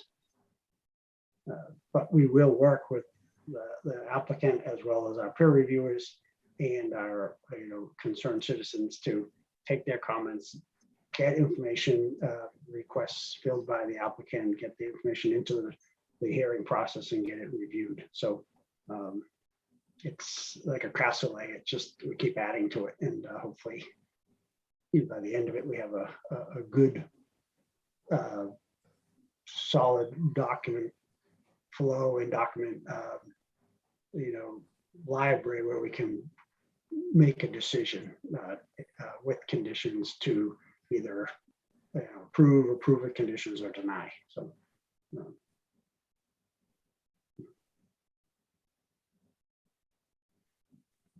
any comments on that, Joe, or anyone else? And then otherwise we should probably go to the next item of scheduling a hearing date for sometime in October, either a month out. I could look at between October 12th or October 19th. Just throwing out those are Tuesdays if Tuesdays work, but I don't know if that works also for Valerie, depending on what her meeting dates are, planning board and things like that. So I have a question. Kathleen Andrews, 368 South Bolton Road. Just from the last meeting, it was raised that Northeast Classic Builders, the entity, was dissolved. Is there an update on that? Oh, right. Joe, you want to speak to that? I think you had the applicant reach out and they were able to say they could get an extension. Yeah, Mr. Chairman, I haven't seen anything on that. I would ask the applicant whether or not they've squared away things with the Secretary of State's office. Yes, I'll speak to that. I'm working with the Secretary of State. I'm waiting for final documentation for them. They were looking just for a payment. It did not get paid. So they dissolved it due to lack of payment. There was no other operating issues with the entity or anything like that. So I'll have that for the next meeting. And Joe, Jim, what was that other aspect that didn't you reach out to? Was it the subsidizing agency? Something, there was a question about? Yeah. Valerie submitted. I had email correspondence with Joe, and he had sent back. It was the issue with the letter, the approval of the support letter from the state saying that it was good for 2 years or something like that. So I reached out to Mr. Busby and he gave me email correspondence, which I forwarded to Valerie, which Valerie did post to the board. In effect saying that is, yeah, when the meeting opened up, he said that letter should suffice. Okay, yeah, I remember seeing that.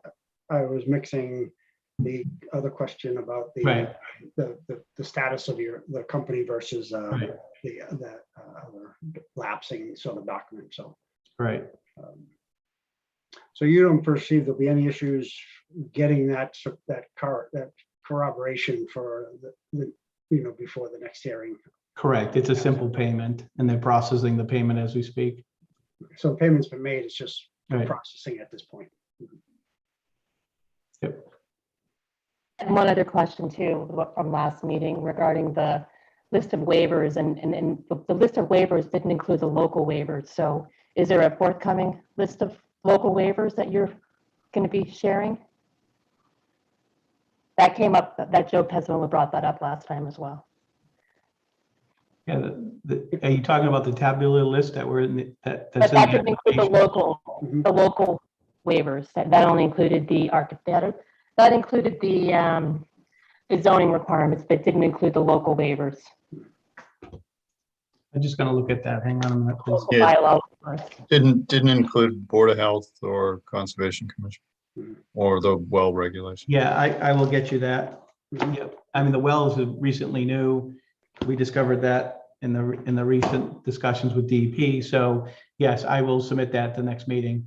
Because we will need all those, Yep. certainly as we move throughout the process to be able to we have to have a decision on each individual waiver. Yep. Yep. So, and it has to be documented. So when we vote on each individual waiver separately, so that, Yep. it's has to be detailed. Okay. Thank you. That's all I had. Thanks for the questions. So with that, calendar point, does anyone have a concern, with either October 12th or October 19th?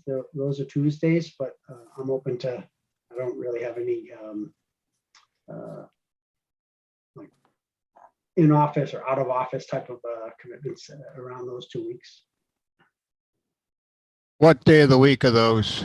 Those are Tuesdays. I am Tuesdays. not available on the 12th. I'm traveling for work that week. I could do the 19th. Okay. But so that 12th, that week you're traveling, so would it be preferable to have it on the 19th? No, I'm back on Wednesday the 13th, but the 12th is out for me. Okay, so preference wise, it could be because the last two meetings I think were Tuesdays, but if for Wednesday the 13th or Tuesday the 19th. Yep, both of those work for me. Okay. Okay for me too. Yeah, that's fine. Fine. How about Liz? Yeah, I'm good either way. Okay, so Joe? Do you have a All set. preference? All set, Mr. Chairman. Either one? Those dates. So would the applicant have information that we can get to the peer reviewers and everything so that we could potentially within a month get them information so that we could maybe have a initial review report or at least their observations on the what they're seeing? Yes, I had one question for Valerie, actually. Now that it was officially voted to give them, how soon will they hit the ground running? Like, can I call them tomorrow, or how does their process work? I never worked for them with them before. I haven't worked with them before either. I have a few meetings in the morning. I can try to coordinate with them in the afternoon. But I think what would work best is if I just let you know when they've been contacted and I've heard back from them. But they're contracted already with the town, so it shouldn't take too long for them to get going. My goal is to go with them as quickly as possible and to see what they really need with all the other stuff that I have to do. But if they have any pressing issues, I want to get to them what they need as quick as possible.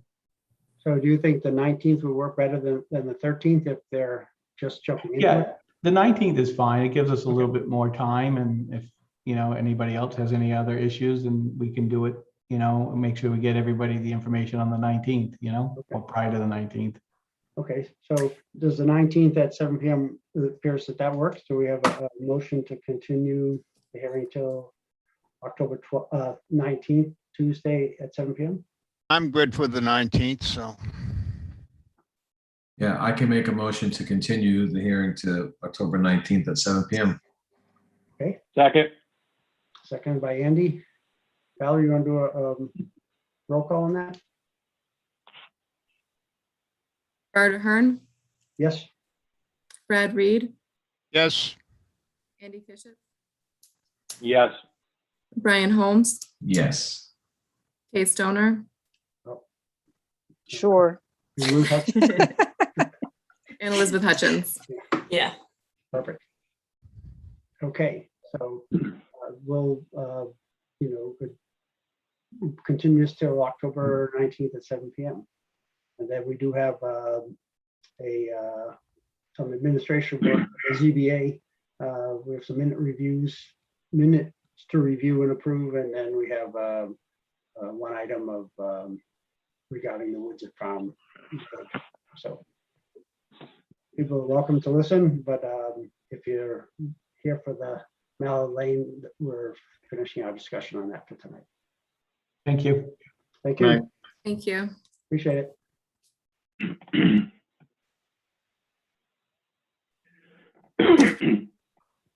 So we have two sets of minutes. One was for 4/15, 2021. If people don't recall, it was the pool and shed variance application that was approved. And then we have minutes from August 10th, 2021, which was the first hearing date of the Mallow Lane comprehensive permit. So I read through both that were on our posted in the packets, and they all look thorough and accurate to me. So I'm fine with both of them, but if anyone else hasn't had a chance to look at them, if you can look at them now, or if you have, if we want to, we'll have to individually motion to approve both sets.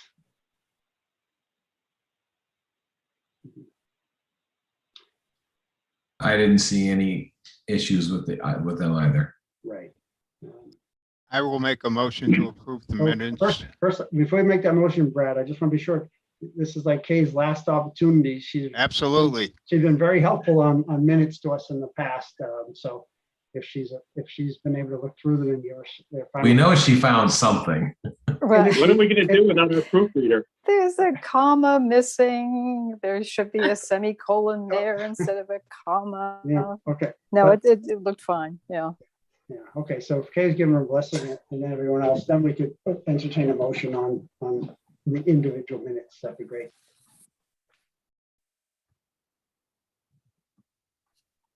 You want to motion those, Kay? I will make Let's the see. motion. All, Or okay, unless go- Kay go- wants to, Kay, make the I'll motion. second it. Shall I make the motion? Yes. I'm okay. I'll for my parting thing. And That's right. yeah. So Appreciate I can also, let me turn on my video too while I'm at it. it. All right, formally. All right. So what am I motioning? We need to a motion to move- accept the minutes. Yeah, individually. I move that we accept the minutes from, and which dates are they? April 15th, 2021. Yeah. And August 10th, 2021. So I move that we accept the minutes from April 15th, 2021 and August 10th, 2021. Correct. Seconded. Okay. All right. All right, and in favor by roll call, Gerard Ahern, Yes. Brad Reed, Yes. Yes. Brian Holmes, and Yes, sorry, I was muted. and Kay Stoner. Yes. Thank you. Perfect. All right.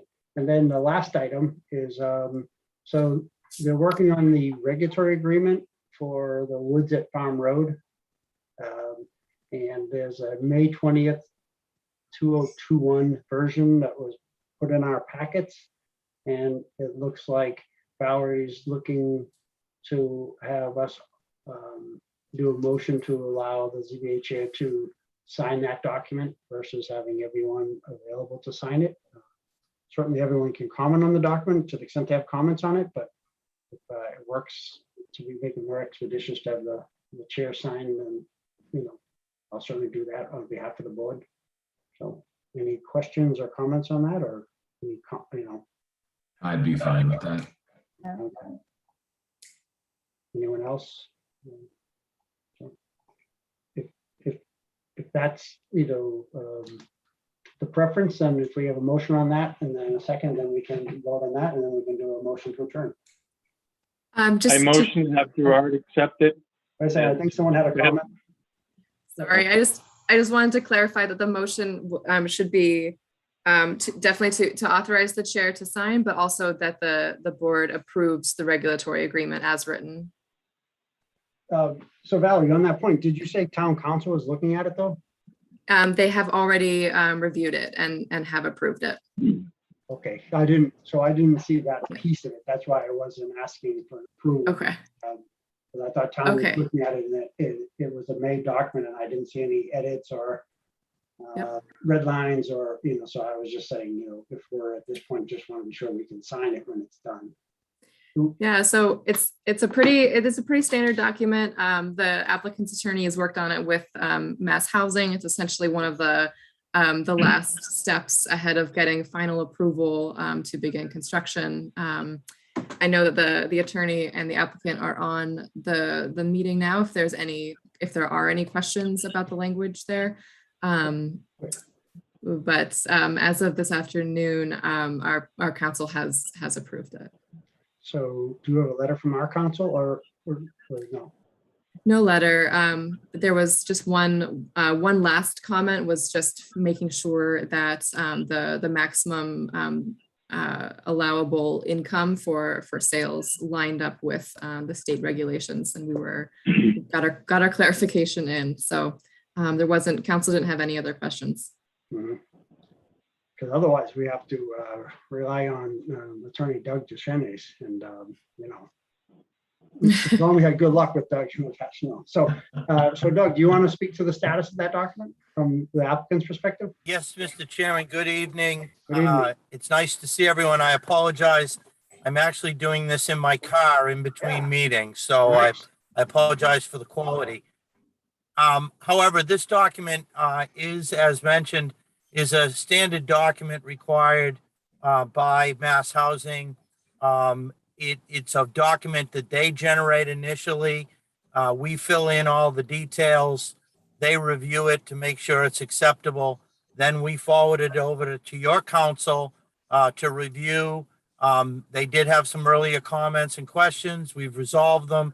Understand whenever we make a change based on your council's suggestion, we need to send it back to Mass Housing for their approval. So it has been an iterative approach here.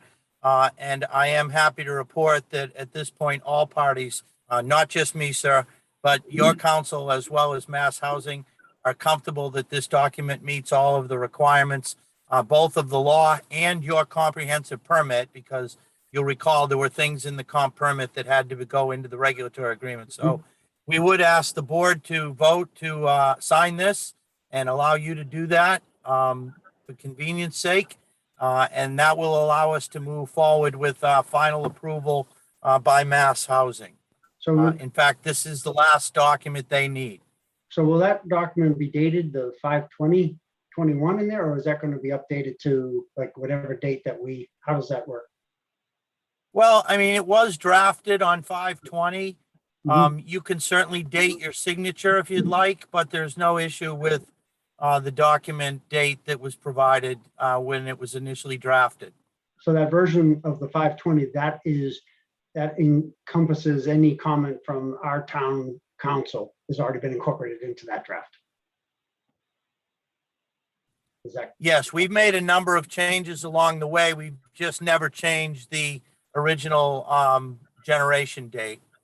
Okay. Is that your understanding, Valerie, as well, that document encompasses whatever comments you mentioned that town council had today, but it's in there as that 5/20 date that we saw? Yes, exactly. Yes. Okay. Because that's one reason why I didn't sort of think we were approving it, because I was waiting for, corroboration that is the final document. Okay. So with that caveat, now that we know that it is the final document and the date is going to stay 5/20/2021, then Andy, if you were going to motion to allow the. I motion to accept the agreement as written and allow the chairman to sign on behalf of the board. Seconded. Seconded by Brad. Valerie? All in favor by roll call, Gerard Ahern, Yes? Brad Reed, Yes. Andy Kishitz, Yes. Brian Holmes, Yes. and Kay Stoner. Yes. Okay, perfect. So that motion passes. So with that, all we need is a motion to adjourn. I would like to ask Valerie a question. Who's that? Is there any sort of database or spreadsheet that encompasses all of our 40B projects and outlines the number of units as compared to the acreage, or number of units as compared to the buildable area? Just wondering for referential purposes, because we often get people arguing that density is excessive in certain developments, and it might be nice to see how some of these projects compare to one another. Like Farm Road here is 4 units on 2.4 at 7 acres, and the proposed Mallard Lane is 11 units on 4.7 acres, so on and so forth. So there is not one currently that I'm aware of, but I think that's a good exercise that I can take on before the next meeting. I think that's a good way of kind of getting at that question of density. If possible, I'd like to see it not both as per the full acreage, but also as the buildable area, and maybe even have not, both the number of units and the permeable surface area, kind of, so we can have a few different ways of looking at these things. Sorry to throw something on your agenda, but I think it'd be really helpful. Yeah. Yeah, that sounds great. Yeah, and if you do a draft or Thank you. something, if you want to send me the Excel, or any of us, we can look at it and help you, so. All right. Okay, so with that, and hey, Brian, I hope you recognize we're trying to keep tight this time to the schedule.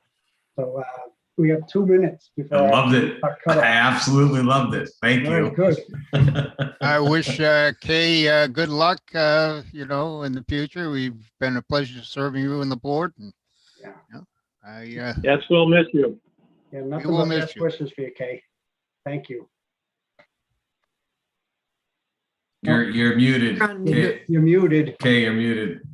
Of course I am. Yeah. It's been great working with you all. It's just, it's been, yeah, it's definitely been an experience. And yeah, I don't know. Yeah. Every 6 weeks, I'm going to look at my calendar and I'm like, why am I not at a meeting now? I know. Well, But I can watch YouTube. I'll follow you on YouTube. I'll subscribe to Matco and I can see What do you you're up mean? to. You can come to all the meetings and public hearings. You're not going to still That's come? I true. thought you'd be That's here. true. I can heckle from the back row. You can I harass can us. finally show you up go. and say, well, back in the day, I remember when it wasn't this way. Why are you doing it that way? the So Memorial Brian Lafferty Award you'll get. No. There you go. yeah. But Kay, really, if you're ever back in Bolton, certainly look me up or anyone, but Yeah. we're going to miss you. I know Yeah. you're also a neighbor, so Yep. I miss you on Vaughan Hill and Nashaway. So Yeah, and also down at the Cumbies in Lancaster at and at good Five luck to your Corners. good luck to your See, friend. we always seem to run into each other down there. Yeah, but thank you Good luck so to much. Lainey, too. I hope. Yeah, thank you. Yeah, good luck to all of you too. Good luck with Mallard Lane and all these other projects and everything. And yeah, so Liz, good luck. Have fun with it. I'm sure Gabriel will in the next 40B or so. Yeah. Everyone's gonna have some fun. And Gabriel as well. Yeah. Yep. Yeah, good deal. All right. Well, All right. all right. Thanks, so everybody. You care. too. Bye-bye. Take care. Thanks. a motion to adjourn. I move we adjourn. Second. Second. All right. Paul, Gerard, Yes. Brad Reed, Yes. Andy Kishit, Yes. Brian Holmes, Yes. and Kay Stoner. Yes. All right. All right. Thanks, folks. Thanks, Good night. everybody. All right. Thanks. Bye-bye. See you in a Be month. well.